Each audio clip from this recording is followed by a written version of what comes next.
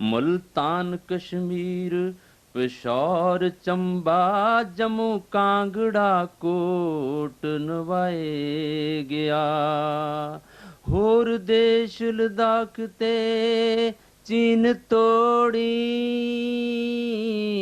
ते सिक्का अपने नाम चलाए गया। शाह मुहम्मदा जान 50 बरसां ते अच्छा रज के राज कमाए गया। गुरु साहिब श्री गुरु गोबिंद सिंह जी कोलों बुढ़ा मल का एक नौजवान अमृत छक के बुद्ध सिंह बन गया। उसकी बहादरी के चर्चे इतिहास में लिखे हुए हैं तो उसके खानदान विचों नौद सिंह ते उस तो बाद चरत सिंह जिसनों शुकर चक्कीया मिसल का सरदार भी कहा जाता है उसकी खानदान विचों ही पैदा हुए सन।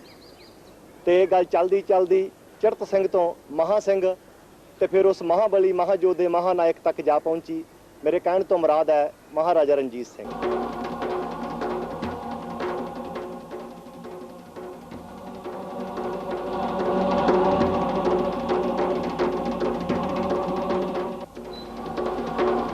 पंजाब संसार के उन्होंने कुछ थोड़े जे प्रदेशों में है जिन्होंने अपनी इतिहासिक प्राचीनता ते अपने महान सपूतों ते माण है। पंजाब सदा ही हिंदुस्तान की इज्जत और आबरू का राखा रहा है। विदेशी ताड़वियां ते हमलावरां ने पहला पंजाब नूं ही अपना निशाना बनाया सी। मुगलों और अफगानों के घोड़ियां दी टापां दी आवाज़ां पहला पंजाबियों के कन्नी ही पैंदियां रहियां। दारा खैबर का पंजाब वाले खुलना हमेशा विदेशी हमलावरां नूं पंजाब वाले आउण ते लुट्टण खोण लई सदा दिंदा रहा। विदेशियों के हमलों ठल पाउण लई ਸਿੰਘਾਂ ਦੇ जथे उन्हां नाल टक्कर लेंदे ते उन्हां दे पैर पंजाब की धरती तो खाड़ के साह लेंदे। पंजाब धाड़वियां हमलावरां ते जंगां दे युद्धां दा अखाड़ा बनिया रहा। इस राजनीतिक थल पथल अते मार ताड़ नूं नत्थ पाउण लई पंजाब की धरती ते 12 मिसलां ने जन्म लिया जिन्हां विच आलूवालिया भंगी डल्लेवालीए फैजलपुरीए कन्हैये नकई रामगढ़िए शुकर चक्कीए करोड़ सिंघीए निशाने वाले फुलकीए शहीद मिसलां पंजाब की समुची राजनीति के वारिस गिने जाते रहे। इन्हां 12 मिसलों विचों शुकर चक्के मिसल के बानी सरदार बुद्ध सिंह ने अपनी दूरअंदेशी ते सियाणप नाल 12 मिसलों नूं इक्को मणके विच परो के हमलावरां नूं भाज दित्ती।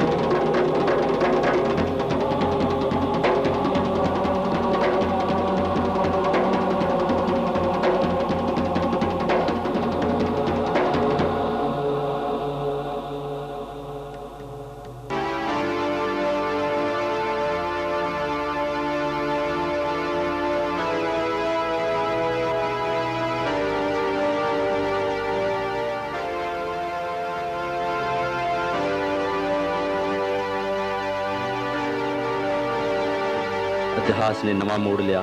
तावारीख के पन्नियां विच एक नवी रौ आई जब शुकर चक्किया मिसल के वारिस ने 2 नवंबर सन 1780 नूं सरदार महा सिंह के घर गुजरांवाले जन्म लिया जो रणजीत सिंह के नाम नाल जानिया जान लगा। बाल रणजीत सिंह अजे 10 वरियां दे ही सन जदों उन्हां दे सिर तो पिता का साया सदा लई उठ गया। बाल रणजीत सिंह नूं विरासत विच एक विशाल साम्राज मिलिया जिस विच रावलपिंडी गुजरांवाला लाहौर के आस पास के इलाकों का राज सुभाग होया।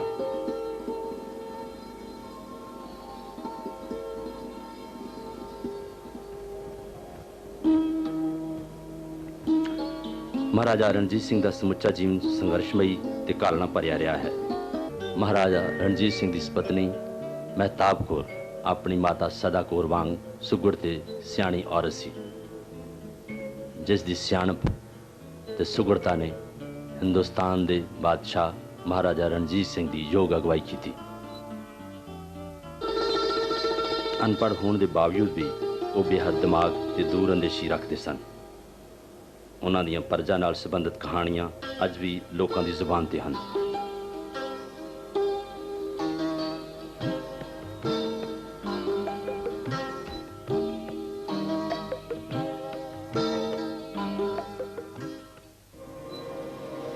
ਮਹਾਰਾਜ ਚਾਹੇ ਇੱਕ ਸਧਾਰਨ ਮਨੁੱਖ ਤੋਂ ਇੱਕ ਵਿਸ਼ੇਸ਼ ਪਦਵੀ ਤੱਕ ਪਹੁੰਚੇ, ਇਹ ਉਹਨਾਂ ਦੇ ਅਖਲਾਕੀ ਤੇ ਉਹਨਾਂ ਦੇ ਜੀਵਨ ਦੀ ਵੱਡੀ ਪ੍ਰਾਪਤੀ ਸੀ। ਇਸ ਪ੍ਰਾਪਤੀ ਦੇ ਨਾਲ ਨਾਲ ਮਹਾਰਾਜ ਦਾ ਰਾਜ ਵੀ ਦਿਨੋਂ ਦਿਨ ਵੱਧਦਾ ਗਿਆ। ਇਸ ਵਿਸ਼ਾਲ ਸਾਮਰਾਜ ਦੀਆਂ ਸਰਹੱਦਾਂ ਦੀ ਰੱਖਿਆ ਲਈ ਜੰਗੀ ਸਮਾਨ ਤੇ ਮਾਰੂ ਹਥਿਆਰ ਦੀ ਲੋੜ ਵੀ ਵੱਧਦੀ ਗਈ। ਇਸ ਗੱਲ ਨੂੰ ਮੱਦੇਨਜ਼ਰ ਰੱਖਦਿਆਂ ਸ਼ੇਰੇ ਪੰਜਾਬ ਨੇ ਤੋਪਾਂ, ਬੰਦੂਕਾਂ ਤੇ ਹੋਰ ਮਾਰੂ ਹਥਿਆਰਾਂ ਦੇ ਅਨੇਕਾਂ ਕਾਰਖਾਨੇ ਪੰਜਾਬ ਵਿੱਚ ਸਥਾਪਿਤ ਕੀਤੇ, ਜੋ ਅੱਜ ਅਜਾਇਬ ਘਰਾਂ ਵਿੱਚ ਮਹਿਫੂਜ਼ ਹਨ। ਇਹਨਾਂ ਕਾਰਖਾਨਿਆਂ ਦੀਆਂ ਟਲੀਆਂ ਹੋਈਆਂ ਤੋਪਾਂ ਹਿੰਦੁਸਤਾਨ ਵਿੱਚ ਮਸ਼ਹੂਰ ਰਹੀਆਂ ਨੇ। ਹਰ ਤੋਪ ਦਾ ਆਪਣਾ ਆਪਣਾ ਨਾਮ ਤੇ ਉਸ ਦੇ ਕਰਤੱਵ ਕਰਕੇ ਹੀ ਰੱਖਿਆ ਜਾਂਦਾ ਸੀ। ਬੰਦੂਕਾਂ, ਸੰਗੀਨਾਂ, ਤਲਵਾਰਾਂ, ਗੋਲਾ ਬਾਰੂਦ, ਵਰਦੀਆਂ, ਪੇਟੀਆਂ, ਕਵਚ, ਜ਼ਮੂਰ ਸਭ ਸਥਾਪਿਤ ਕਾਰਖਾਨੇ ਵਿੱਚ ਹੀ ਤਿਆਰ ਕੀਤੇ ਜਾਂਦੇ ਸਨ। ਮਹਾਰਾਜ ਦਾ ਸਮਰਾਜ ਜੰਗੀ ਸਮਾਨ ਲਈ ਕਿਸੇ ਹੋਰ ਦੇਸ਼ ਦਾ ਮਥਾਜ ਨਹੀਂ ਸੀ। ਇਸ ਜੰਗੀ ਸਮਾਨ ਤੇ ਫੌਜ ਦੀ ਵਾਗਡੋਰ ਵਿਦੇਸ਼ੀ ਜਰਨੈਲਾਂ ਦੇ ਹੱਥ ਸੌਂਪੀ ਗਈ ਸੀ।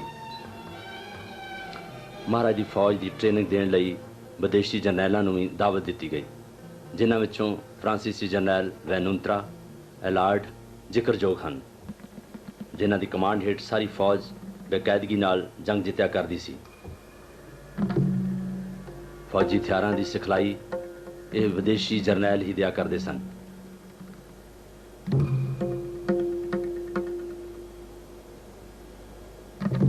ਇਹ ਸਾਰੇ ਮਾਰੂ ਹਥਿਆਰ ਮਹਾਰਾਜ ਆਪਣੇ ਕਾਰਖਾਨੇ ਵਿੱਚ ਹੀ ਤਿਆਰ ਕਰਵਾਇਆ ਕਰਦੇ ਸਨ। ਮਹਾਰਾਜਾ ਰਣਜੀਤ ਸਿੰਘ ਨੇ ਮਹਾਰਾਜ ਦੀ ਪਦਵੀ ਭਾਵੇਂ ਇੱਕ ਸਧਾਰਨ ਮਨੁੱਖ ਤੋਂ ਹੀ ਪ੍ਰਾਪਤ ਕੀਤੀ ਸੀ, ਪਰ ਉਹ ਪਰਜਾ ਦੇ ਨੇੜੇ ਆ ਕੇ ਇੰਨੇ ਹਰਮਨ ਪਿਆਰੇ ਹੋ ਗਏ ਤੇ ਉਹਨਾਂ ਨੂੰ ਸਾਰੀ ਪਰਜਾ 16 ਕਲਾ ਸੰਪੂਰਨ ਕਹਿਣ ਲੱਗੀ।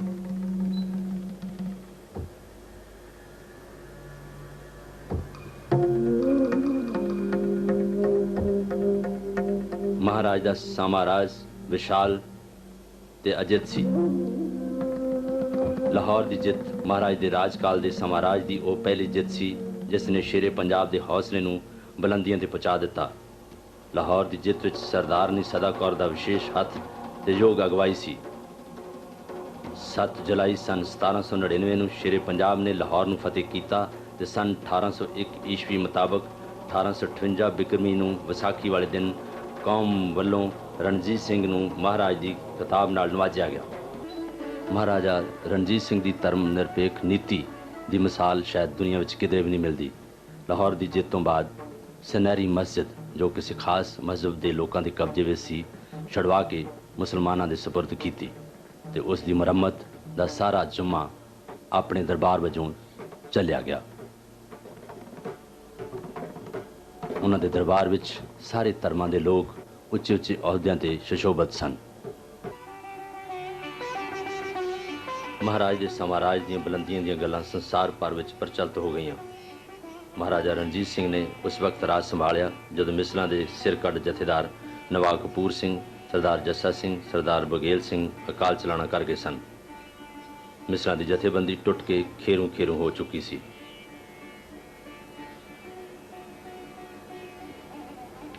ਖਾਲਸੇ ਦੀਆਂ ਤਿੱਖੀਆਂ ਤਲਵਾਰਾਂ, ਜਿਹੜੀਆਂ ਧਾੜਵੀਆਂ ਦੇ ਖੂਨ ਵਿੱਚ ਚੁਭੀਆਂ ਲਾ ਕੇ ਪਿਆਸ ਨਹੀਂ ਬੁਝਾਉਂਦੀਆਂ ਸਨ, ਉਹ ਦੁਸ਼ਟ ਦਮਣੀਆਂ ਤਲਵਾਰਾਂ ਆਪਣੇ ਖੂਨ ਦੀਆਂ ਪਿਆਸੀਆਂ ਹੋ ਗਈਆਂ ਸਨ। ਕਰੋਗੀ, ਪਾਟੋ, ਤਾੜ ਅਤੇ ਫੁੱਟ ਕਾਰਨ ਜਿੱਤੀਆਂ ਰਿਆਸਤਾਂ ਇੱਕ ਇੱਕ ਕਰਕੇ ਕਬਜ਼ੇ ਚੋਂ ਨਿਕਲ ਰਹੀਆਂ ਸਨ। ਮਹਾਰਾਜ ਨੇ ਇਸ ਨਾਜ਼ੁਕ ਤੇ ਦੁਰਭਾਗੀ ਕੜੀ ਨੂੰ ਆਪਣੀ ਸੁਗੜ ਸੋਚ ਤੇ ਦੂਰ ਅੰਦੇਸ਼ੀ ਨਾਲ ਨੱਥ ਪਾਈ ਤੇ ਸਾਰੀ ਖਿੰਡਰੀ ਕੌਮ ਨੂੰ ਇੱਕ ਅਕਾਲੀ ਝੰਡੇ ਥੱਲੇ ਇਕੱਠੇ ਕੀਤਾ। ਸ਼ੇਰੇ ਪੰਜਾਬ ਦਾ ਇਹ ਅਦੁੱਤੀ ਕਰਤੱਵ ਇਤਿਹਾਸਕਾਰਾਂ ਦੀ ਨਿਗਾਹ ਵਿੱਚ ਕਰਾਮਾਤ ਤੋਂ ਕਿਸੇ ਤਰ੍ਹਾਂ ਵੀ ਘੱਟ ਨਹੀਂ ਸਮਝਿਆ ਗਿਆ। ਸਾਰਿਆਂ ਨੂੰ ਜਥੇਬੰਦ ਤੇ ਲਾਮਬੰਦ ਕਰਕੇ ਖਿੰਡਰੀ ਹੋਈ ਕੌਮ ਵਿੱਚ ਇੱਕ ਨਵੀਂ ਰੂਹ ਫੂਕ ਦਿੱਤੀ ਗਈ। ਆਪਣੀ ਧਰਤੀ ਦੇ ਜਾਇਆਂ ਨੂੰ ਗੈਰਾਂ ਦੇ ਪੰਜੇ ਤੋਂ ਛੁਡਾ ਕੇ ਪੂਰਨ ਸੁਤੰਤਰ ਤੇ ਨਿਡਰ ਬਣਾ ਦਿੱਤਾ। ਸ਼ੇਰੇ ਪੰਜਾਬ ਨੇ ਜਿੱਥੇ ਇੱਕ ਕੌਮ ਦੇ ਇਕੱਠ ਨਾਲ ਸਾਰੇ ਪੰਜਾਬ ਨੂੰ ਬਾਹਰ ਦੇ ਤਾਵਿਆਂ ਤੇ ਤੂਫਾਨਾਂ ਤੋਂ ਸਦਾ ਲਈ ਮੁਕਤ ਕਰਵਾ ਲਿਆ, ਉੱਥੇ ਨਾਲ ਹੀ ਇੱਕ ਵਿਸ਼ਾਲ ਸਵੈਰਾਜੀ ਸਲਤਨਤ ਕਾਇਮ ਕਰ ਲਈ, ਜਿਸ ਦਾ ਇੱਕ ਬੰਨਾ ਲਦਾਖ ਤੇ ਤਿੱਬਤ ਸੀ ਤੇ ਦੂਜਾ ਸਿੰਧ, ਤੀਜੇ ਪਾਸੇ ਦਰਿਆ ਸਤਲੁਜ ਤੇ ਚੌਥਾ ਬੰਨਾ ਦਰਾ ਖੈਬਰ ਅਫਗਾਨਿਸਤਾਨ ਸੀ।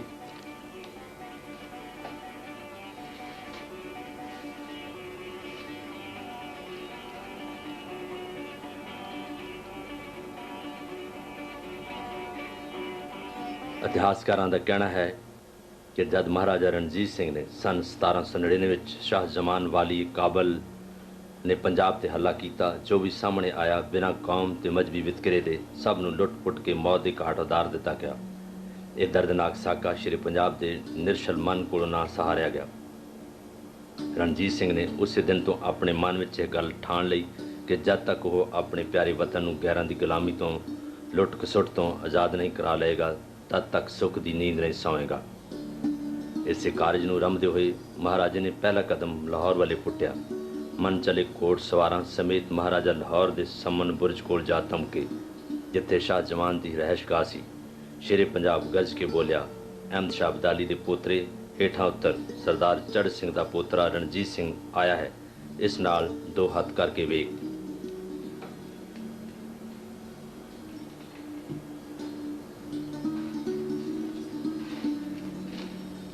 ਮਹਾਰਾਜਾ ਦੀ ਚੜ੍ਹ ਤੇ ਵੰਗਾਰ ਨੂੰ ਸ਼ਾਹ ਜਮਾਨ ਵਿੱਚ ਹੀ ਵਿੱਚ ਪੀ ਗਿਆ।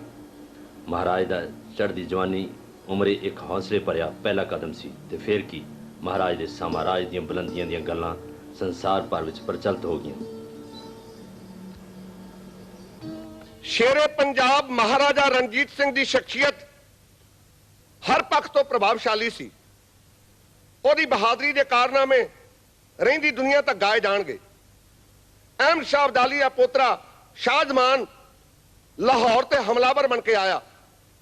ਉਹਨੇ ਇੱਕ ਤਾਨਾ ਮਾਰਿਆ, ਕਹਿਣ ਲੱਗਾ, ਸਾਡੇ ਘੋੜਿਆਂ ਦੀ ਧੂੜ ਉੱਡਦੀ ਵੇਖ ਕੇ ਸਿੱਖ ਲੁਕ ਜਾਂਦੇ ਨੇ। ਇਹ ਗੱਲ ਦਾ ਪਤਾ ਲੱਗਿਆ। ਸਰਦਾਰ ਰਣਜੀਤ ਸਿੰਘ ਨੂੰ ਆਪਣੇ ਨਾਲ ਲੈ ਕੇ 35 ਜਵਾਨ ਪਹੁੰਚਿਆ ਸੰਮਣ ਬੁਰਜ ਦੇ ਕੋਲ, ਅਤੇ ਉਹਨੇ ਸੰਮਣ ਬੁਰਜ ਵਿੱਚ ਬੈਠੇ ਅਹਿਮਦ ਸ਼ਾਹ ਅਬਦਾਲੀ ਦੇ ਪੋਤਰੇ ਸ਼ਾਹ ਜਮਾਨ ਨੂੰ ਹੈ ਕਿਉਂ ਕਰਿਆ ਬਈ।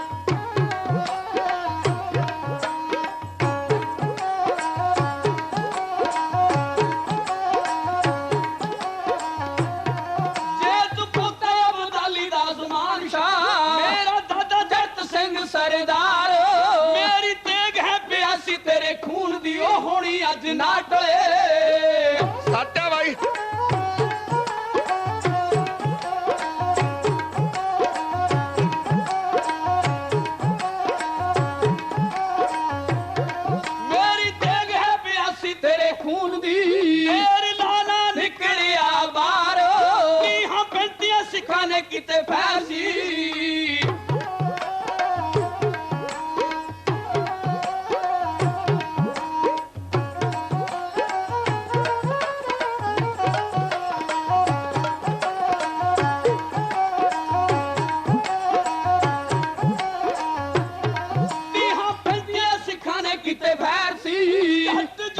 मचाती हाहाकार जे तू मर्द है मोहम्मदी आजा सामने हो मितले मैदान दे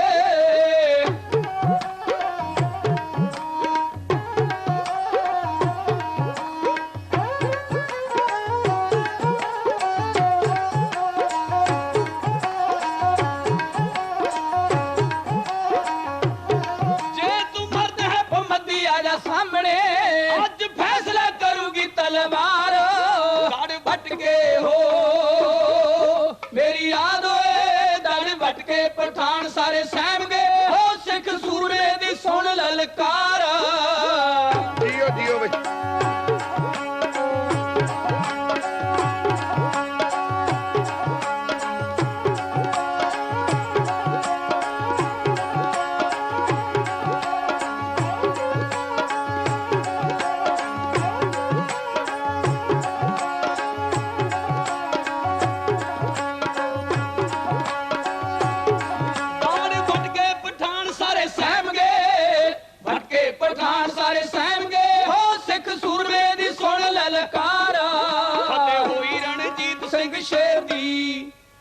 रणजीत सिंह शेर दी हो गाउंदे रहणगे हमेशा ढाडी वार जादर बा जग रिंदिया मंदा तेरिया जग विच रिंदिया रणजीत सिंह तेरिया हां जी हां भरतियां दा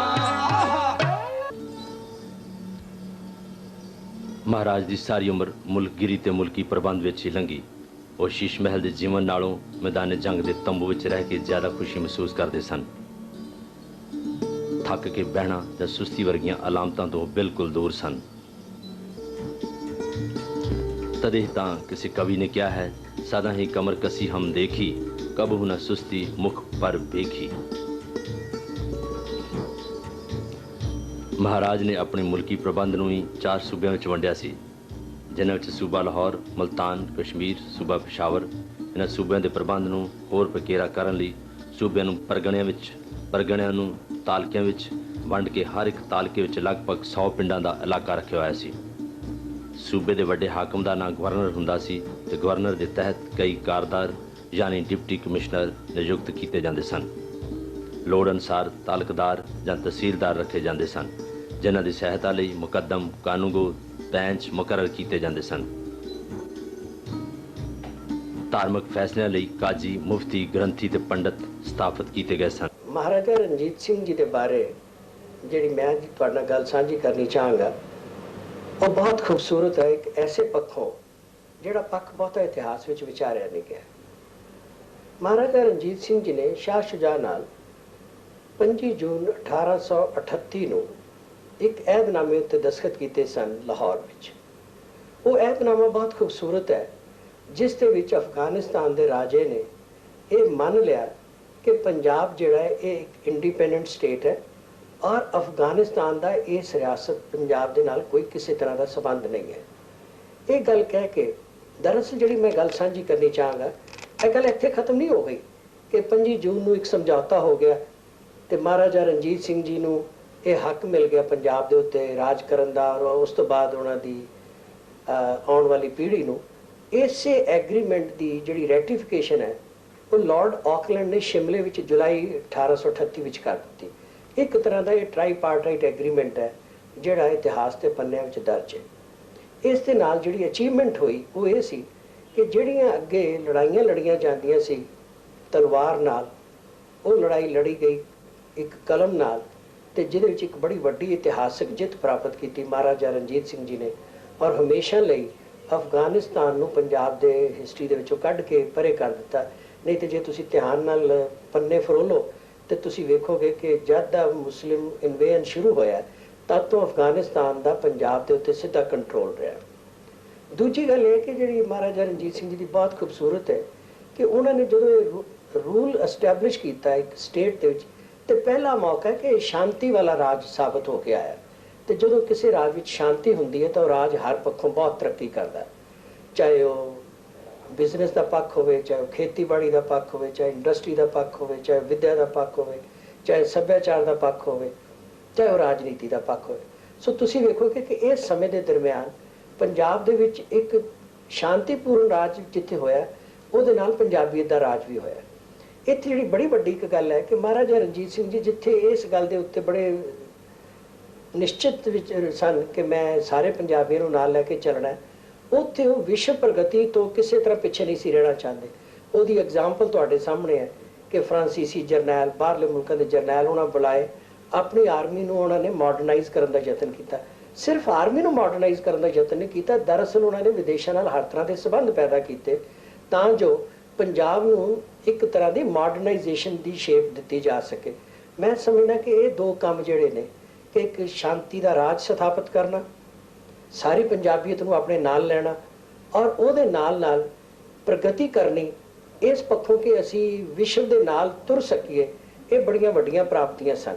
ਤੁਸੀਂ ਵੇਖੋਗੇ ਇਸ ਸਮੇਂ ਦੇ ਵਿੱਚ ਇੰਡਸਟਰੀ ਗਰੋ ਕੀਤੀ ਹੈ, ਸ਼ਿਲਪ ਕਲਾ ਗਰੋ ਕੀਤੀ ਹੈ, ਵਿੱਦਿਆ ਗਰੋ ਕੀਤੀ ਹੈ, ਵਿਦਿਅਕ ਅਦਾਰੇ ਵਧੇ ਨੇ ਔਰ ਰਾਜ ਪ੍ਰਬੰਧ ਦਾ ਢਾਂਚਾ ਬੜਾ ਮਜ਼ਬੂਤ ਹੋਇਆ ਹੈ ਔਰ ਵੱਖ-ਵੱਖ ਧਰਮਾਂ ਦੇ ਲੋਕ ਬੜੀਆਂ ਕੀ ਪੋਜੀਸ਼ਨਸ ਉੱਤੇ ਲੱਗੇ ਤਾਂ ਕਿ ਉਹਨਾਂ ਨਾਲ ਠੀਕ ਪੰਜਾਬ ਤਰੱਕੀ ਕਰ ਸਕੇ। ਜਿਹੜੀ ਗੱਲ ਇਸ ਤੋਂ ਬਾਅਦ ਮੈਂ ਕਰਨੀ ਚਾਹਾਂਗਾ ਗੁਰੂ ਨਾਨਕ ਦੇਵ ਯੂਨੀਵਰਸਿਟੀ ਦੇ ਸੰਦਰਭ ਵਿੱਚ, ਉਹ ਹੈ ਕਿ ਜਦੋਂ ਇਹ 200 ਸਾਲਾ ਮੌਕਾ ਆ ਰਿਹਾ ਸੀ ਤਾਂ ਅਸੀਂ 2 ਸਾਲ ਪਹਿਲੇ ਇਹ ਬਿਲਡਿੰਗ ਮਹਾਰਾਜਾ ਰਣਜੀਤ ਸਿੰਘ ਭਵਨ ਜਿਹੜੀ ਆ ਉਹ ਬਣਾਉਣੀ ਸ਼ੁਰੂ ਕੀਤੀ। ਕੁਦਰਤੀ ਗੱਲ ਹੈ ਕਿ ਇਹ ਜਿਹੜਾ ਪ੍ਰਸ਼ਨ ਹੈ ਕਿ ਮਹਾਰਾਜਾ ਰਣਜੀਤ ਸਿੰਘ ਭਵਨ ਕਿਉਂ ਬਣਾਇਆ ਗਿਆ, ਇਹ ਵੀ ਦਰਅਸਲ ਮਹਾਰਾਜਾ ਰਣਜੀਤ ਸਿੰਘ ਦੇ ਸੁਪਨਿਆਂ ਦੀ ਸਾਕਾਰਤਾ ਸੀਗੀ, ਜਿਹਦੇ 'ਚ ਉਹਨਾਂ ਨੇ ਇਹ ਮਹਿਸੂਸ ਕੀਤਾ ਸੀ ਕਿ ਹਮੇਸ਼ਾ ਮੇਰਾ ਪੰਜਾਬ ਅਪਡੇਟ ਰਵੇ। ਸੋ ਅਸੀਂ ਅੱਜ ਇਨਫੋਰਮੇਸ਼ਨ ਟੈਕਨੋਲੋਜੀ ਦੀ ਚੂँकि ਡਿਮਾਂਡ ਸੀ, ਲੋੜ ਸੀ, ਅਸੀਂ ਇਨਫੋਰਮੇਸ਼ਨ ਟੈਕਨੋਲੋਜੀ ਵਾਸਤੇ ਇਹ ਭਵਨ ਜਿਹੜਾ ਪੰਜਾਬ ਦੇ ਨੌਜਵਾਨ ਵਿਦਿਆਰਥੀਆਂ ਨੂੰ ਸਮਰਪਿਤ ਕੀਤਾ। ਤੁਹਾਨੂੰ ਖੁਸ਼ੀ ਹੋਏਗੀ ਇਹ ਮੈਂ ਜੇ ਜਾਣਕਾਰੀ ਤੁਹਾਡੇ ਨਾਲ ਸਾਂਝੀ ਕਰਾਂ ਕਿ ਕੇਵਲ ਇਨਫੋਰਮੇਸ਼ਨ ਟੈਕਨੋਲੋਜੀ ਦੇ ਉੱਤੇ ਇਤਨੀ ਖੂਬਸੂਰਤ, ਇਤਨੀ ਵੱਡੀ ਬਿਲਡਿੰਗ ਸ਼ਾਇਦ ਹਿੰਦੁਸਤਾਨ ਵਿੱਚ ਕਿਸੇ ਵਿਸ਼ਵ ਵਿਦਿਆਲੇ ਕੋਲ ਹੋਵੇ। ਇਹਦੇ ਨਾਲ ਅਸੀਂ ਮਹਾਰਾਜਾ ਰਣਜੀਤ ਸਿੰਘ ਚੇਅਰ ਐਸਟੈਬਲਿਸ਼ ਕੀਤੀ ਹੈ, ਜਿਹੜੀ ਕਿ 15 ਜੁਲਾਈ ਤੋਂ ਇਹ ਚਾਲੂ ਹੋ ਜਾਏਗੀ। ਇਹ ਚੇਅਰ ਜਿਹੜੀ ਹੈ ਮਹਾਰਾਜਾ ਰਣਜੀਤ ਸਿੰਘ ਦੇ ਜੀਵਨ ਕਾਲ ਵਿੱਚ ਜਿਹੜੀਆਂ ਵੱਖ-ਵੱਖ ਖੇਤਰਾਂ ਵਿੱਚ ਪ੍ਰਾਪਤੀਆਂ ਨੇ ਉਹਦੇ ਉੱਤੇ ਜਾ ਕੇ ਡੂੰਘਾਈ ਵਿੱਚ ਖੋਜ ਕਰੇਗੀ ਔਰ ਉਹਦੇ ਜਿਹੜੇ ਸਿੱਟੇ ਨੇ ਉਹ ਅਸੀਂ ਸਮਾਜ ਨੂੰ ਸਮਰਪਿਤ ਕਰਾਂਗੇ। ਇਸ ਦੇ ਨਾਲ ਇੱਕ ਜਿਹੜੀ ਮੈਂ ਹੋਰ ਗੱਲ ਕਹਿਣੀ ਚਾਹੁੰਦਾ ਕਿ ਉਹਨਾਂ ਨੇ ਪੰਜਾਬੀਅਤ ਨੂੰ ਜੋ ਕਿ ਬੜਾ ਬੜਾਵਾ ਦਿੱਤਾ ਸੀ, ਪੰਜਾਬੀ ਸੱਭਿਆਚਾਰ ਨੂੰ ਦਿੱਤਾ ਸੀ। ਅਸੀਂ ਇਸ ਵੇਲੇ ਅੰਤਰ ਭਾਰਤੀ ਯੂਨੀਵਰਸਿਟੀਆਂ ਦਾ ਕੌਮੀ ਮੇਲਾ ਜਿਹੜਾ ਯੂਥ ਫੈਸਟੀਵਲ ਹੈ ਉਹ ਅੰਮ੍ਰਿਤਸਰ ਵਿੱਚ ਮਨਾਉਣ ਤੁਰੇ ਜਾ ਰਹੇ ਹਨ। ਸੋ ਲਗਭਗ ਤੁਸੀਂ ਕਹਿ ਸਕਦੇ ਹੋ ਕਿ ਇਸ ਯੂਨੀਵਰਸਿਟੀ ਦੇ ਵਿੱਚ 200 ਯੂਨੀਵਰਸਿਟੀਆਂ ਆ ਕੇ ਭਾਗ ਲੈਣਗੀਆਂ ਵੱਖ-ਵੱਖ ਆਈਟਮਸ ਵਿੱਚ ਔਰ ਮੈਨੂੰ ਉਮੀਦ ਹੈ ਕਿ ਮਹਾਰਾਜਾ ਰਣਜੀਤ ਸਿੰਘ ਦੇ ਨਾਂ ਦੇ ਨਾਲ ਜਿਹੜੀ ਇੱਕ ਬੜੀ ਖੂਬਸੂਰਤ ਅਸੀਂ ਟਰਾਫੀ ਇੰਸਟੀਚਿਊਟ ਕਰ ਰਹੇ ਜਾ ਰਹੇ ਹਾਂ, ਉਹ ਮਹਾਰਾਜਾ ਰਣਜੀਤ ਸਿੰਘ ਦਾ ਨਾਂ ਹਰ ਯੂਨੀਵਰਸਿਟੀ ਦੀ ਨੁੱਕਰ ਵਿੱਚ, ਕੋਨੇ ਵਿੱਚ ਪਹੁੰਚਾਉਣ ਵਿੱਚ ਬਹੁਤ ਸਮਰੱਥ ਹੋਵੇਗਾ।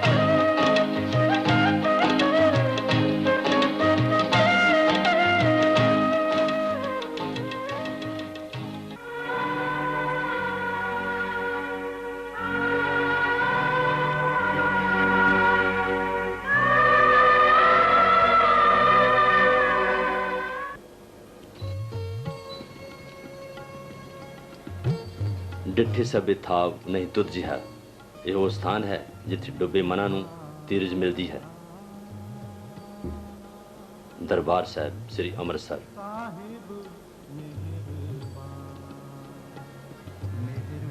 ਮਹਾਰਾਜਾ ਰਣਜੀਤ ਸਿੰਘ ਨੇ ਦਰਬਾਰ ਸਾਹਿਬ ਅੰਮ੍ਰਿਤਸਰ ਉੱਪਰ ਸੁਨਹਿਰੀ ਪੱਤਰਿਆਂ ਦੀ ਸੇਵਾ ਖੁਦ ਆਪ ਕਰਵਾਈ ਸੀ।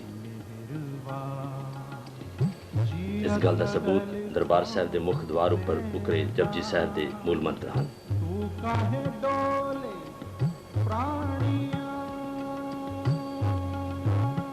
ਮਹਾਰਾਜਾ ਰਣਜੀਤ ਸਿੰਘ ਅੰਮ੍ਰਿਤਸਰ ਪਹੁੰਚਣ ਸਮੇਂ ਪਹਿਲਾਂ ਹਰਿਮੰਦਰ ਸਾਹਿਬ ਮੱਥਾ ਟੇਕਦੇ ਸਨ ਤੇ ਲੰਬਾ ਸਮਾਂ ਮਨੋਰ ਕੀਰਤਨ ਸਰਵਣ ਕਰਿਆ ਕਰਦੇ ਸਨ।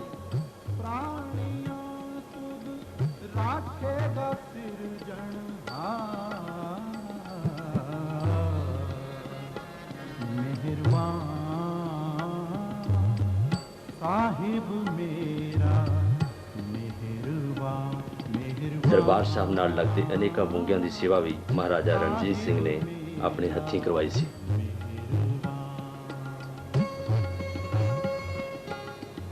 ਕੰਵਰ ਨੌ ਨਿਹਾਲ ਦਾ ਸਿਹਰਾ ਤੇ ਮਹਾਰਾਣੀ ਜਿੰਦਾਂ ਦਾ 9 ਲੱਖਾ ਹਾਰ ਵੀ ਮਹਾਰਾਜ ਨੇ ਦਰਬਾਰ ਸਾਹਿਬ ਦੀ ਭੇਟਾ ਕਰ ਦਿੱਤੇ, ਜੋ ਅੱਜ ਵੀ ਦਰਬਾਰ ਸਾਹਿਬ ਦੇ ਤੋਸ਼ੇਖਾਨੇ ਵਿੱਚ ਮਹਿਫੂਜ਼ ਹਨ।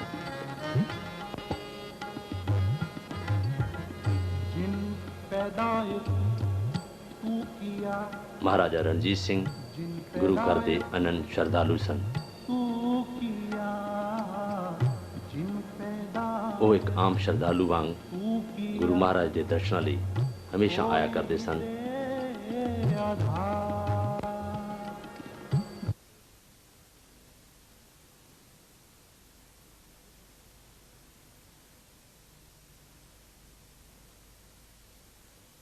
ਉਹ ਮੋਰਾਂ ਦੀਆਂ ਪਹਿਲਾਂ ਤੇ ਮੇਰਾ ਪਿਆਰਾ ਬਚਪਨ, ਮੋੜ ਲਿਆਓ ਕਿਧਰੇ ਮੇਰੇ ਦਿਲ ਦੀ ਧੜਕਣ।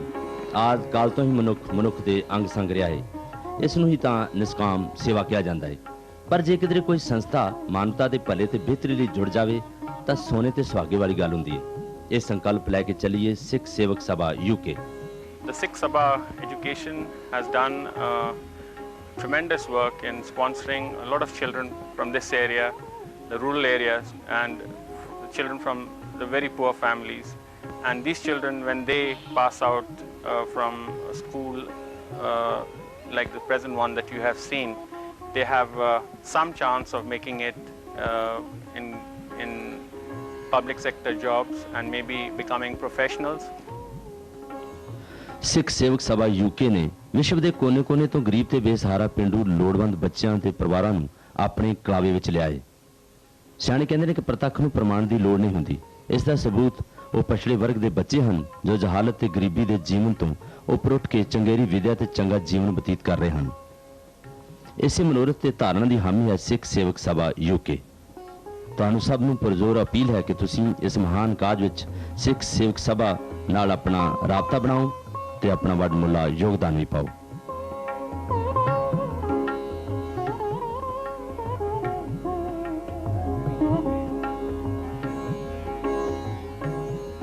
ਭਾਰਤ ਦੇ ਇਤਿਹਾਸ ਵਿੱਚ ਬਹੁਤ ਸ਼ੂਰਵੀਰ ਰਾਜੇ ਮਹਾਰਾਜਾ ਹੋਏ ਹਨ, ਜਿਨ੍ਹਾਂ ਵਿੱਚੋਂ ਮਹਾਰਾਜਾ ਰਣਜੀਤ ਸਿੰਘ ਦਾ ਨਾਮ ਸੂਰਜ ਵਾਂਗ ਚਮਕਦਾ ਹੈ।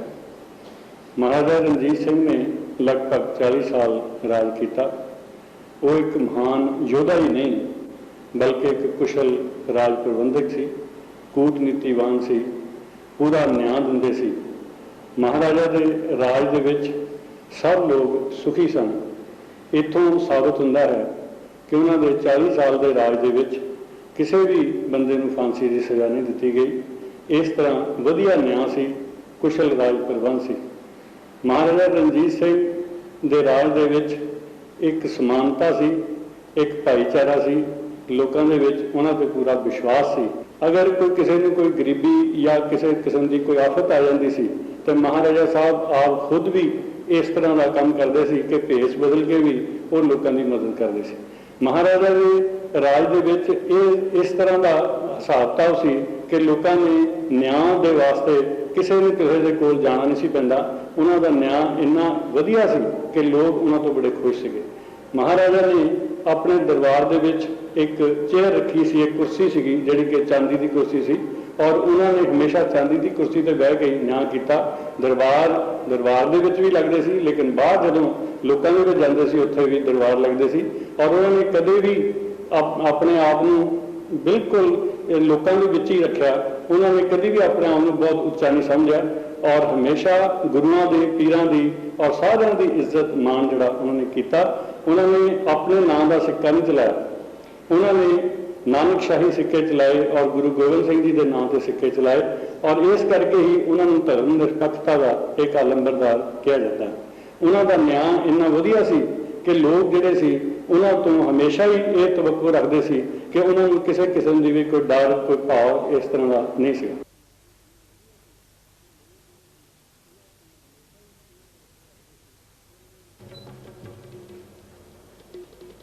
ਇਹ ਸਿੱਕੇ ਮਹਾਰਾਜਾ ਰਣਜੀਤ ਸਿੰਘ ਦੇ ਰਾਜਕਾਲ ਦੀ ਖੁਸ਼ਹਾਲੀ ਨੂੰ ਦਰਸਾਉਂਦੇ ਹਨ। ਇਹ तमाम ਸਿੱਕੇ ਲਾਹੌਰ ਦੇ ਮਿਊਜ਼ੀਅਮ ਤੇ ਰਾਮਬਾਗ ਅੰਮ੍ਰਿਤਸਰ ਵਿੱਚ ਜਿਉਂ ਦੇ ਤਿਉਂ ਮਹਿਫੂਜ਼ ਹਨ।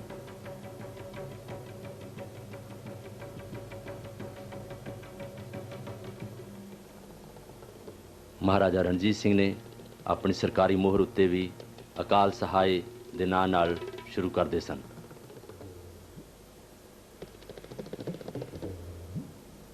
ਮਹਾਰਾਜਾ ਰਣਜੀਤ ਸਿੰਘ ਦੇ ਰਾਜਕਾਲ ਦੇ ਸਿੱਕੇ ਸੋਨੇ, ਚਾਂਦੀ ਤੇ ਹੋਰ ਧਾਤੂਆਂ ਦੇ ਬਣੇ ਹੋਏ ਸਨ।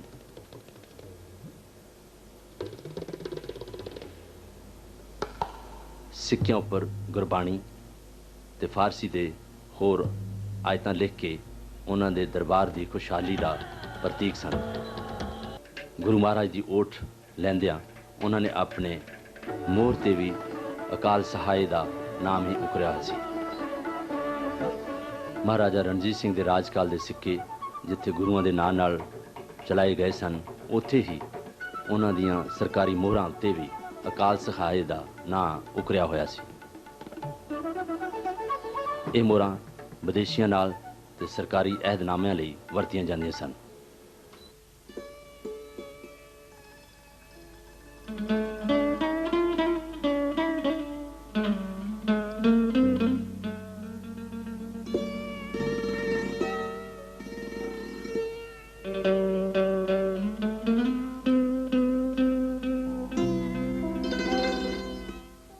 ਮਹਾਰਾਜਾ ਰਣਜੀਤ ਸਿੰਘ ਦਾ ਦਰਬਾਰ ਜਲੌ ਭਰਿਆ ਹੁੰਦਾ ਸੀ।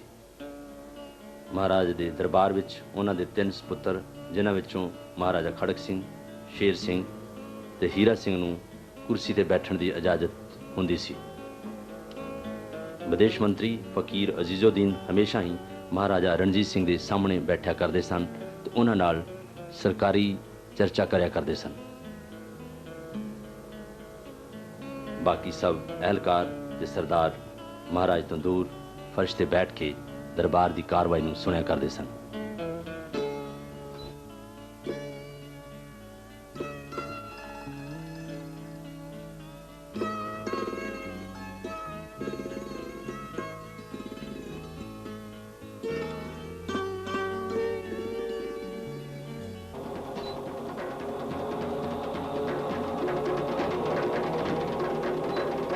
ਮਹਾਰਾਜਾ ਰਣਜੀਤ ਸਿੰਘ ਹਮੇਸ਼ਾ ਆਪਣੀ ਪ੍ਰਜਾ ਦੇ ਸੇਵਕ ਦੇ ਤੌਰ ਤੇ ਵਿਚਰਦੇ ਰਹੇ। ਦਰਬਾਰ ਦੀ ਸ਼ਾਨੋ ਸ਼ੌਕਤ ਤੇ ਸਜਾਵਟ ਉਹਨਾਂ ਨੂੰ ਕਦੀ ਵੀ ਲਲਚਾ ਨਹੀਂ ਸਕੀ। ਉਹ ਹਮੇਸ਼ਾ ਇੱਕ ਅਸਾਧਾਰਨ ਮਨੁੱਖ ਵਜੋਂ ਆਪਣੀ ਪ੍ਰਜਾ ਵਿੱਚ ਵਿਚਰਦੇ ਤੇ ਉਹਨਾਂ ਦੇ ਦੁੱਖ ਸੁੱਖ ਦੇ ਭਾਈਵਾਲ ਹੁੰਦੇ। ਸੋਨੇ ਤੇ ਤਾਜਾਂ ਨਾਲ ਸਜੀਆਂ ਕੁਰਸੀਆਂ ਉਹਨਾਂ ਦੇ ਮਨ ਨੂੰ ਕਦੇ ਵੀ ਲਲਚਾ ਨਹੀਂ ਸਕੀਆਂ। ਮਹਾਰਾਜਾ ਰਣਜੀਤ ਸਿੰਘ ਖਾਸ ਮੌਕਿਆਂ ਤੇ ਸੋਨੇ ਦੀ ਸਜਾਈ ਕੁਰਸੀ ਤੇ ਬੈਠ ਕੇ ਦਰਬਾਰ ਲਗਾਇਆ ਕਰਦੇ ਸਨ।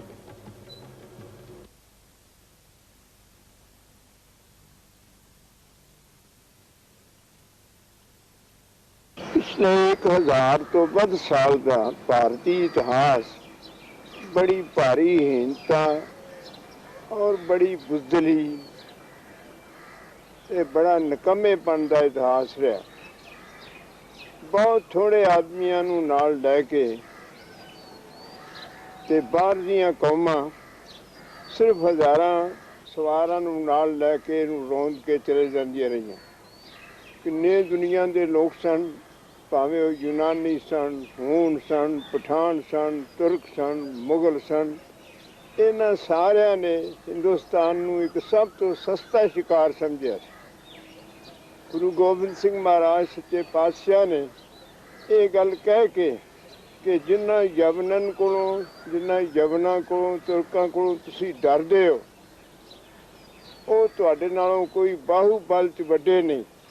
ਉਹਨਾਂ ਦੇ ਆਪਣੇ ਸ਼ਬਦ ਨੇ, ਯਵਨਨ ਕੇ ਬਾਹੂ ਸਹੰਸ ਨਹੀਂ, ਮੁਖ ਚਾਰ ਨ ਨੈਨ ਹਜ਼ਾਰ ਨਹੀਂ, वह अधिक नहीं बल में तुमसे, वह सिंह नहीं तुम चार नहीं, नहीं सार के उनके शरीर बने और काठी की तेरी तलवार नहीं, तुम सिंह हो सतगुरु नानक के, क्यों तुर्क को देते पछाड़ नहीं। ये स्पिरिट सी जिसने बेशुमार लोग पैदा किए, लेकिन जड़ा महाराजा पैदा किया रणजीत सिंह, उसने संसार के इतिहास विच एक बादशाह एक महाराजा किस तरह का होना चाहिए ਉਹਦੇ ਲਈ नमूना पेश किया। ਜਦੋਂ ਅਸੀਂ ਉਹਦੀ नम्रता ਵੇਖਨੇ ਆ ਤੇ ਫਿਰ ਸਾਨੂੰ ਪਤਾ ਲੱਗਾ ਵੀ ਕਹਿਤ ਪਿਆ ਤੇ ਇੱਕ ਗਰੀਬ ਬੰਦੇ ਦੀ ਪੰਡ ਚੁੱਕ ਕੇ ਉਹਦੇ ਘਰ ਛੱਡਣ ਜਾਂਦਾ ਹੈ ਤੇ ਅਜੀਬ ਨਿਮਰਤਾ ਤੇ ਅਜੀਬ ਸੇਵਾ। ਜਦੋਂ ਉਸ ਦੀ ਸ਼ਰਧਾ ਵੇਖਨੇ ਆ ਤੇ ਸ੍ਰੀ ਦਰਬਾਰ ਸਾਹਿਬ ਦੀ ਸਾਰੀ ਸੋਨੇ ਦੀ ਸੇਵਾ ਕਰਾਉਣ ਤੋਂ ਬਾਅਦ ਮੱਥੇ ਤੇ ਲਿਖੇ ਹੋਏ ਸ਼ਬਦ ਪੜ੍ਹੋ ਵੀ ਰਣਜੀਤ ਸਿੰਘ ਤੇ ਦਇਆ ਕਰਕੇ ਗੁਰੂ ਗਰੀਬ ਨਵਾਜ ਨੇ ਉਹਦੇ ਕੋਲੋਂ ਸੇਵਾ ਲਈ। ਇਹ ਉਸ ਦੀ ਸ਼ਰਧਾ ਹੈ। ਜਦੋਂ ਉਸ ਦੀ ਧਰਮ ਨਿਰਪੱਖਤਾ ਵੇਖਨੇ ਆ ਤੇ ਫਿਰ ਕਾਸ਼ੀ ਵਿਸ਼ਵਨਾਥ ਦਾ ਮੰਦਰ ਤੇ ਦੂਸਰੇ ਮੰਦਰਾਂ ਦੀ ਸੇਵਾ ਤੇ ਉਹਨਾਂ ਉੱਤੇ ਸੋਨੇ ਦੀ ਸੇਵਾ ਕਰਨੀ, ਔਰ ਦਾਤਾ ਗੰਜ ਬਖਸ਼ ਤੇ ਦੂਜੇ ਮੁਸਲਿਮ ਫਕੀਰਾਂ ਦੀਆਂ ਦਰਗਾਹਾਂ ਦੀ ਸੇਵਾ ਕਰਨੀ। ਔਰ ਜਦੋਂ ਉਸਦੇ ਰਾਜ ਪ੍ਰਬੰਧ ਨੂੰ ਵੇਖਨੇ ਆ ਫਿਰ ਉਸਦੇ ਅੰਦਰ ਸਾਰਿਆਂ ਤੋਂ ਵੱਡੇ ਅਹੁਦੇ ਫਕੀਰ ਖਾਨਦਾਨ ਨੂੰ, ਅਜ਼ੀਜ਼ੁਦੀਨ ਨੂੰ ਤੇ ਦੂਜਿਆਂ ਨੂੰ ਦਿੱਤੇ। ਔਰ ਜਿਸ ਵੇਲੇ ਉਸ ਦੀ ਸਿਆਣਪ ਨੂੰ ਦੇਖਨੇ ਆ ਤੇ ਫਿਰ ਜੋ ਦੁਨੀਆ ਦੀ ਜੰਗ ਹੈ ਉਸਨੇ ਜਿਹੜਾ ਵੀ ਲੜਿਆ ਉਹਦੇ ਵਿੱਚ ਜਿੱਤਿਆ।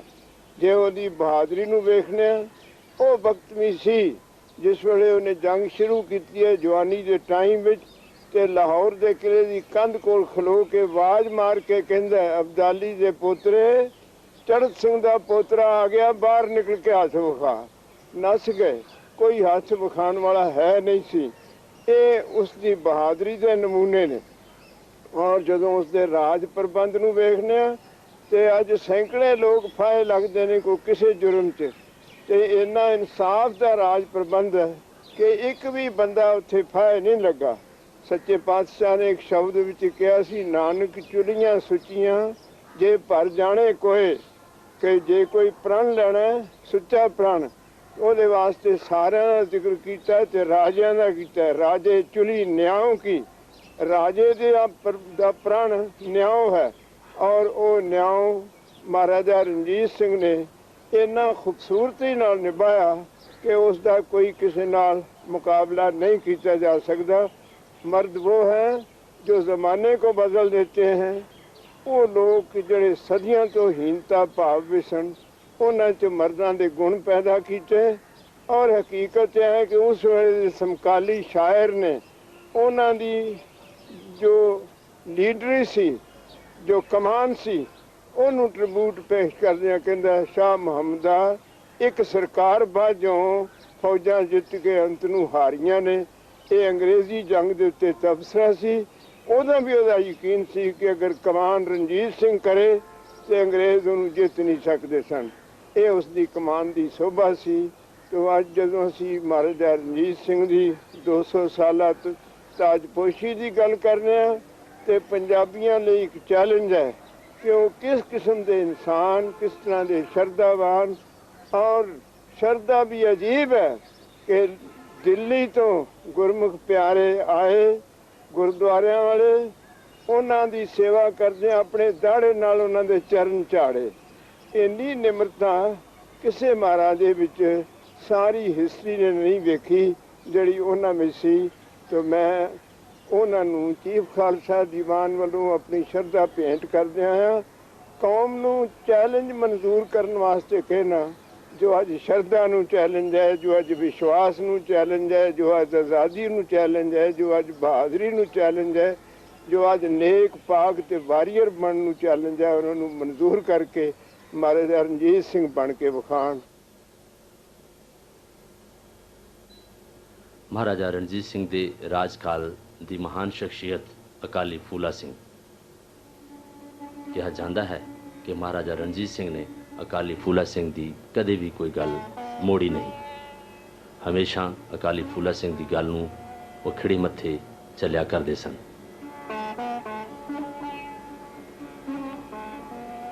ਮਹਾਰਾਜਾ ਰਣਜੀਤ ਸਿੰਘ ਤੇ ਅਕਾਲੀ ਫੂਲਾ ਸਿੰਘ ਦਾ ਕਈ ਵਾਰ ਵਾਰਤਾਲਾਪ ਹੁੰਦਾ ਤੇ ਜਿਸ ਵਿੱਚ ਵਿਦੇਸ਼ੀ ਹਕੂਮਤ ਦੀਆਂ ਗੱਲਾਂ ਦਾ ਚਰਚਾ ਛਿੜਦੀ।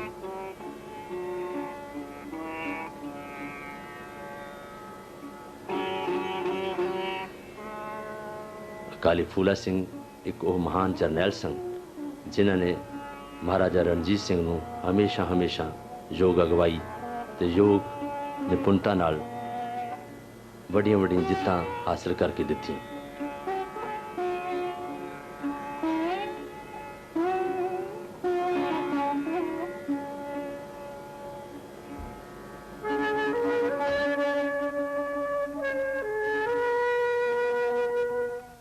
ਮਹਾਰਾਜਾ ਰਣਜੀਤ ਸਿੰਘ ਨੇ ਭਾਵੇਂ ਆਪਣੇ ਰਾਜਕਾਲ ਵਿੱਚ ਤਾਜ ਕਦੇ ਪਹਿਨਿਆ ਨਹੀਂ ਸੀ, ਪਰ ਫਿਰ ਵੀ ਇਹ ਤਾਜ ਅਨੇਕਾਂ ਹੀਰੇ ਮੋਤੀਆਂ ਦੀ ਜੜਤ ਨਾਲ ਜੜਿਆ ਹੋਇਆ ਸੀ।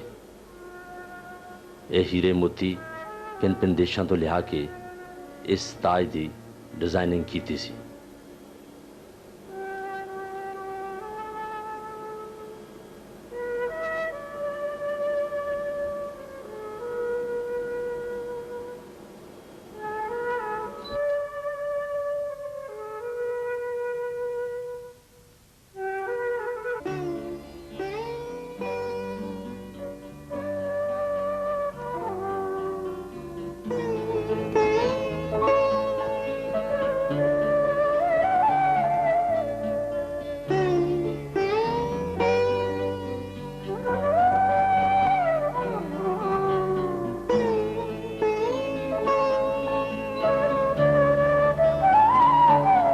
ਮਹਾਰਾਜਾ ਰਣਜੀਤ ਸਿੰਘ ਨ੍ਰਿਤ ਤੇ ਸੰਗੀਤ ਦੇ ਬੇਹੱਦ ਸ਼ੌਕੀਨ ਸਨ।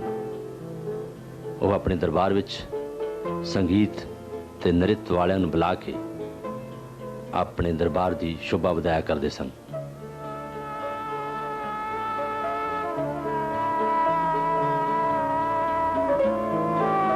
ਮਹਾਰਾਜ ਇਹਨਾਂ ਸਾਰਿਆਂ ਗਵਈਆਂ ਤੇ ਨਚਾਰਾਂ ਨੂੰ ਦਿਲ ਖੋਲ ਕੇ ਇਨਾਮ ਦਿਆ ਕਰਦੇ ਸਨ।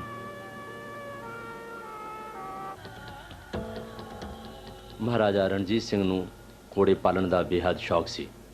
ਉਹਨਾਂ ਨੇ ਦੇਸ਼ਾਂ ਵਿਦੇਸ਼ਾਂ ਤੋਂ ਘੋੜੇ ਮੰਗਵਾ ਕੇ ਉਹਨਾਂ ਨੂੰ ਆਪ ਸਿਖਲਾਈ ਦਿੱਤੀ ਸੀ। ਜੰਗਾਂ ਤੇ ਯੁੱਧਾਂ ਵਿੱਚ ਜਾ ਕੇ ਆਪਣੀ ਸਿਖਲਾਈ ਦਿੱਤੀ ਘੋੜਿਆਂ ਨਾਲ ਹੀ ਉਹਨਾਂ ਨੇ ਜਿੱਤਾਂ ਪ੍ਰਾਪਤ ਕੀਤੀਆਂ। ਲਿੱਲੀ ਤੇ ਸਫੈਦ ਪਰੀ ਘੋੜੇ ਉਹਨਾਂ ਦੇ ਬਹੁਤ ਹੀ ਹਰਮਨ ਪਿਆਰੇ ਸਨ।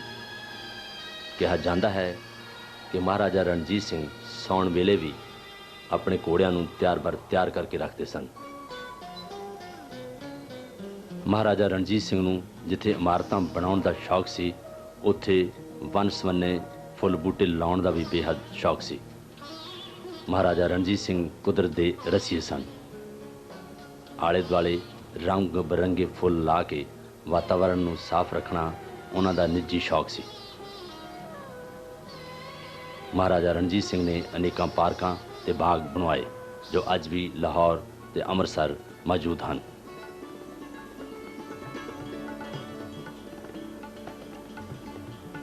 ਅੰਮ੍ਰਿਤਸਰ ਦਾ ਰਾਮ ਬਾਗ ਜਿੱਥੇ ਵੰਨ ਸਵੰਨੇ ਫੁੱਲ ਬੂਟੇ ਅੱਜ ਵੀ ਨਜ਼ਰ ਆਉਂਦੇ ਹਨ, ਇਹ ਮਹਾਰਾਜ ਜੀ ਦੇ ਸ਼ੌਕ ਦਾ ਹੀ ਸਿੱਟਾ ਹੈ।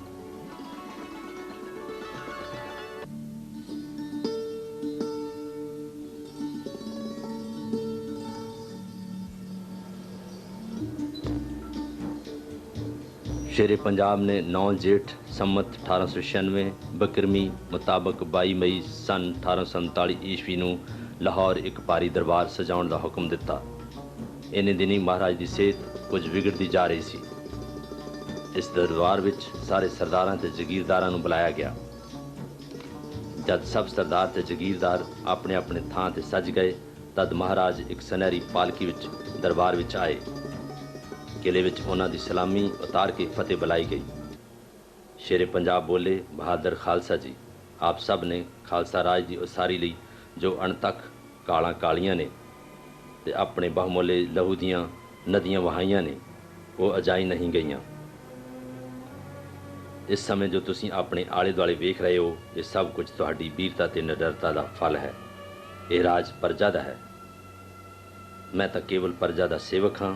ਮੈਂ ਸਭ ਆਪ ਤੋਂ ਅਤਿਅੰਤ ਖੁਸ਼ ਹਾਂ। ਮੈਂ ਇਸ ਸਮੇਂ ਆਪ ਸਭ ਨੂੰ ਮਹਾਰਾਜਾ ਖੜਕ ਸਿੰਘ ਦੇ ਹੱਥ ਸੌਂਪ ਰਿਹਾ ਹਾਂ ਤੇ ਇਹ ਤੁਹਾਡੀ ਭਲਾਈ ਤੇ ਬਿਹਤਰੀ ਦਾ ਚਾਹਵਾਨ ਹੋਏਗਾ। ਹੁਣ ਛੇਤੀ ਹੀ ਉਹ ਦਿਨ ਆ ਗਿਆ ਜਿਸ ਵੱਲ ਮਹਾਰਾਜ ਦੇ ਦਰਬਾਰ ਵਿੱਚ ਇਸ਼ਾਰਾ ਸੀ, ਅਰਥਾਤ 15 ਹਾੜ ਸੰਮਤ 1896 ਮੁਤਾਬਕ 27 ਜੂਨ ਸਨ 1839 ਈਸਵੀ ਵੀਰਵਾਰ ਨੂੰ 59 ਸਾਲ ਦੀ ਆਯੂ ਪੋਕ ਕੇ ਮਹਾਰਾਜਾ ਰਣਜੀਤ ਸਿੰਘ ਦਾ ਪੌਰ ਸਦਾ ਲਈ ਉਡਾਰੀਆਂ ਲਾ ਗਿਆ। ਇਸ ਸਮੇਂ ਸਾਰੇ ਪੰਜਾਬ ਵਿੱਚ ਐਸੀ ਕੋਈ ਅੱਖ ਹੋਵੇਗੀ ਜੋ ਆਪਣੇ ਪਿਆਰੇ ਮਹਾਰਾਜ ਦੇ ਵਿਛੋੜੇ ਵਿੱਚ ਨਾ ਰੁੰਨੀ ਹੋਵੇਗੀ। ਮਹਾਬਲੀ ਰਣਜੀਤ ਸਿੰਘ ਹੋਇਆ ਪੈਦਾ, ਨਾਲ ਜ਼ੋਰ ਦੇ ਮੁਲਕ ਹਿਲਾ ਗਿਆ। ਮਲਤਾਨ, ਕਸ਼ਮੀਰ, ਪਸ਼ੌਰ, ਚੰਬਾ, ਜੰਮੂ, ਕਾਂਗੜਾ, ਕੋਟ ਨਵਾਏ ਗਿਆ। ਹੋਰ ਦੇਸ਼ ਲਦਾਖ ਤੇ ਚੀਨ ਤੋੜੀ ਸਿੱਕਾ ਆਪਣੇ ਨਾਮ ਚਲਾਏ ਗਿਆ। ਸ਼ਾਹ ਮੁਹੰਮਦ ਦਾ ਜਾਨ 50 ਬਰਸਾਂ ਅੱਛਾ ਰੱਜ ਕੇ ਰਾਜ ਕਮਾ ਗਿਆ। ਜਦੋਂ ਹੋਏ ਸਰਕਾਰ ਦੇ ਸਵਾਸ ਪੂਰੇ, ਜਮਾ ਹੋਏ ਨੇ ਸਭ ਸਰਦਾਰ ਮੀਆਂ। ਚੇਤ ਸਿੰਘ ਨੂੰ ਮਾਰਿਆ ਕੌਰ ਸਾਹਿਬ, ਸ਼ੁਰੂ ਹੋਈ ਦਰਬਾਰ ਤਲਵਾਰ ਮੀਆਂ। ਖੜਕ ਸਿੰਘ ਮਹਾਰਾਜ ਨੇ ਢਾਹ ਮਾਰੀ, ਮੋਇਆ ਮੁੱਢ ਕਦੀਮ ਦਾ ਯਾਰ ਮੀਆਂ। ਸ਼ਾਹ ਮੁਹੰਮਦ ਦਾ ਅਸਾਂ ਵੀ ਨਾਲ ਮਰਨਾ, ਸਾਡਾ ਇਹੋ ਹੀ ਕੌਲ ਕਰਾਰ ਮੀਆਂ।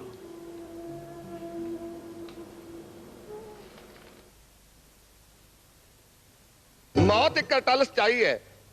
ਪੰਜਾਬੀਆਂ ਦੇ ਦਿਲਾਂ ਤੇ ਰਾਜ ਕਰਨ ਵਾਲੇ ਸ਼ੇਰੇ ਪੰਜਾਬ ਮਹਾਰਾਜਾ ਰਣਜੀਤ ਸਿੰਘ ਨੂੰ ਆਪਣਾ ਅੰਤਮ ਸਮਾਂ ਨੇੜੇ ਆਉਂਦਾ ਜਾਪਿਆ।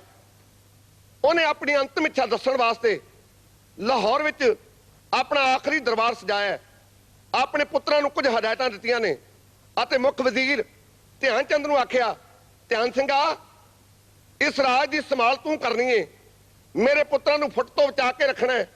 ਇਹ ਆਖਰੀ ਦਰਬਾਰ ਵਿੱਚ ਸ਼ੇਰੇ ਪੰਜਾਬ ਨੇ ਜੋ ਹਦਾਇਤਾਂ ਆਪਣੇ ਪੁੱਤਰਾਂ, ਸੈਨਾਪਤੀ ਅਤੇ ਵਜ਼ੀਰਾਂ ਨੂੰ ਦਿੱਤੀਆਂ, ਉਸ ਸਮੇਂ ਦਾ ਸੀਨ ਤਰਲੋਚਨ ਸਿੰਘ ਭਮੱਦੀ ਦਾ ਢਾਡੀ ਜਥਾ, ਦਰਸ਼ਨ ਸਿੰਘ ਬੱਲ, ਸੁਖਨੰਜਨ ਸਿੰਘ ਸੁਮਨ ਅਤੇ ਸਰੰਗੀ ਮਾਸਟਰ ਚਮਕੌਰ ਸਿੰਘ ਜਲਾਲਾਬਾਦੀ ਹੈ ਇਉਂ ਦੱਸਦੇ ਹਨ।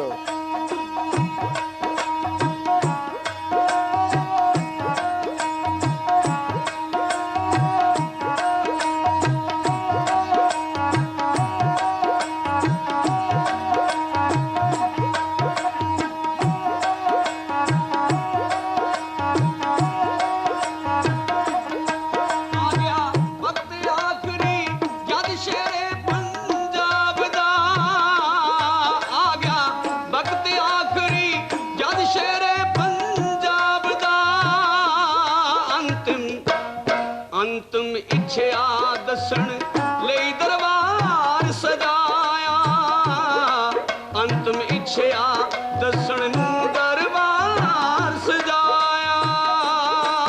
ਸਤਲੇ ਵੱਡੇ ਪੁੱਤਰ ਸੈਨਾਪਤੀ ਵਜ਼ੀਰ ਵੀ, ਸਤਲੇ ਵੱਡੇ ਪੁੱਤਰ ਸੈਨਾਪਤੀ ਵਜ਼ੀਰ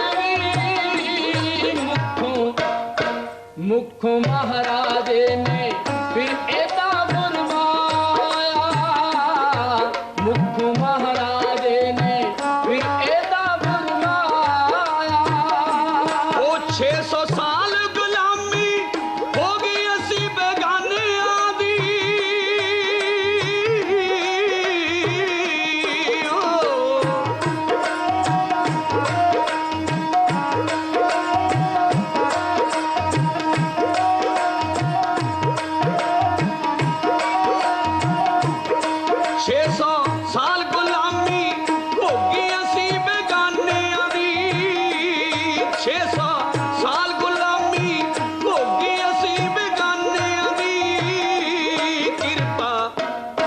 ਕਿਰਪਾ ਸਤਿਗੁਰ ਦੀ ਹੁਣ ਰਾਜ ਤੁਹਾਡਾ ਆਇਆ, ਕਿਰਪਾ ਸਤਿਗੁਰ ਦੀ ਹੁਣ ਰਾਜ ਤੁਹਾਡਾ ਆਇਆ।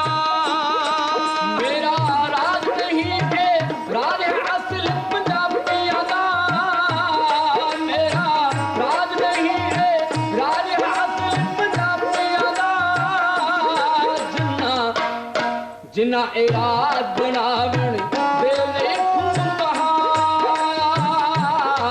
ਜਿੰਨਾ ਰਾਜ ਬਣਾਵਣ ਖਾਤਰ ਖੂਨ ਬਹਾਇਆ।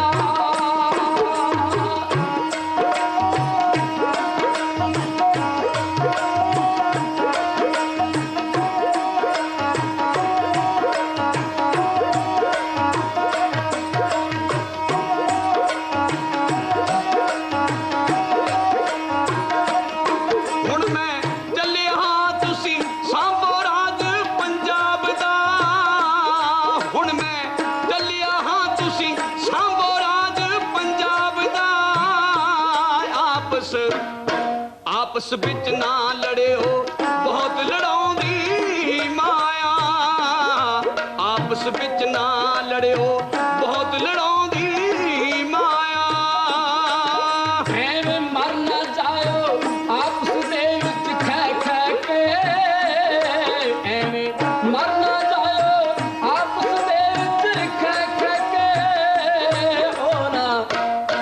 ਉਹ ਨਾ ਬਚਦਾ ਜਿਹੜਾ ਆਪਸ ਵਿੱਚ ਟਕਰਾਇਆ ਉਹ ਨਹੀਂ ਬਚਦਾ ਜਿਹੜਾ ਆਪਸ ਵਿੱਚ ਟਕਰਾਇਆ ਉਹ ਬਚਿਓ ਫੁੱਟ ਚੰਦਰੀ ਤੋਂ ਘਰ ਵਿੱਚ ਪਾਟਕ ਪਾਇਓ ਨਾ